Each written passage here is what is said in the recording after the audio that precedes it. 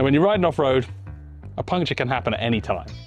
The terrain is so changeable, you've got to look out for sharp rocks, stones, potholes, crocodile's teeth. There's plenty of things waiting there to deflate your day.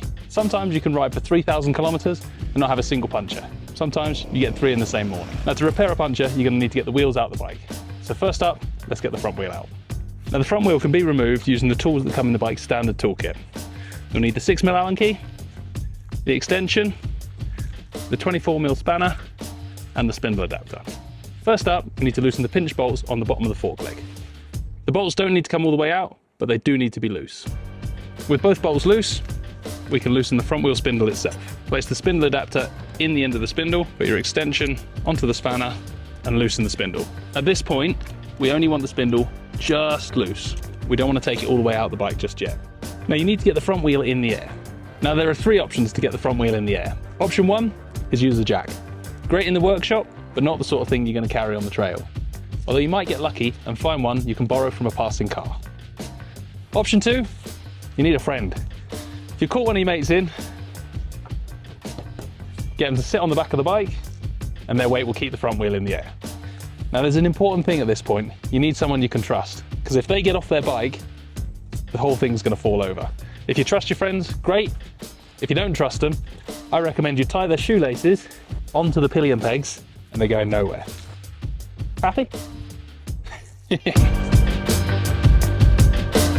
If, like me, you've got no friends, you're going to have to improvise. The best thing to do out in the wild is to find rocks or logs and make yourself a support that'll fit underneath the sump guard.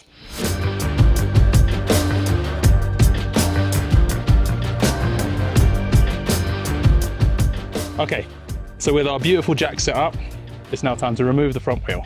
So we keep rotating the wheel spindle until the front wheel comes free. Keep working the spindle with your right hand supporting the wheel, ready for when the spindle comes free. Slide the spindle out. You're going to want to put this down somewhere clean. I recommend putting it down on the standard toolkit. What we're looking to avoid is getting grit and dirt onto the grease on the spindle itself. With the wheel free, you can roll it forward, past the caliper, and voila! One front wheel, ready for tyre repair. With your puncture sorted, it's time to get the wheel back in the bike.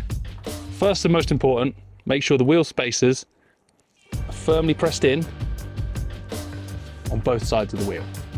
With the front wheel together, the spacers in place, we roll the wheel forwards and make sure the disc just slots between the pads. Try not to knock the wheel spacers out as you do so. Next up, have the spindle handy. Lift the wheel up. Slide the spindle all the way through and out the other side. When it gets to a stop, I'm going to rotate the spanner again to thread the spindle back into the fork leg. When you meet some resistance, we're going to rotate the spanner again to wind the spindle into the other fork leg. Keep going with this until it gets tight. Put the extender back on the end of the 24mm spanner, ensure the spindle is firmly tightened, give the front wheel a spin, and make sure the brakes function as they should. With the brake checked, you can use the 6mm Allen key to retighten the pinch bolts. Now with the front wheel back in place, you're ready to go. Enjoy your ride. Just try to avoid those sharp stones. Now, let's have a look at removing the rear wheel. First tip, if you're gonna have a puncture, break down somewhere pretty. Don't do it by the side of a busy road. Always get your mechanicals somewhere where it counts. Let's get this rear wheel out. We're going to need the 6mm Allen key to hold the axle, 24mm spanner and the extension to loosen the nut. With the nut loose, pop it down somewhere safe where it's not going to get kicked, knocked over or lost. Once the nut's out, we can draw the spindle out of the wheel. Always pop the wheel spindle down somewhere clean so it doesn't get covered in dust. With the spindle out, you can roll the wheel forward and remove the chain from the sprocket. With the spindle out and the chain off, you can roll the wheel backwards, taking care of the caliper and the rear sprocket carrier.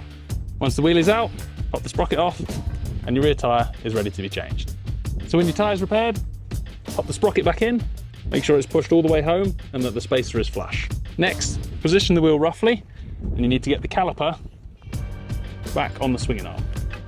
At this point, have a quick check of the brake pads and make sure they're in the correct place inside the caliper, not hanging down. Roll the wheel slowly forward.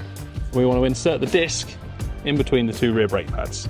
It helps at this stage to use a foot to lift the wheel. It takes a little bit of time this section, so take your time, be patient, and if it's not working, take the wheel back out and start again. Pop the chain back on the rear sprocket, then take the wheel spindle and slide that into the chain adjuster on this side.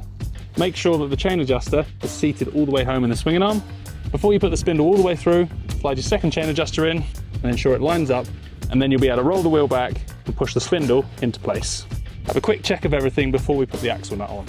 Both of the wheel spindle adjusters should be flush into the swinging arm. The disc should be between the pads and the chain should be on the sprockets. Next, washer, axle nut, use the Allen key to hold the spindle. Before we tighten, we're going to want to make sure the wheel is pushed all the way forward against the adjusters.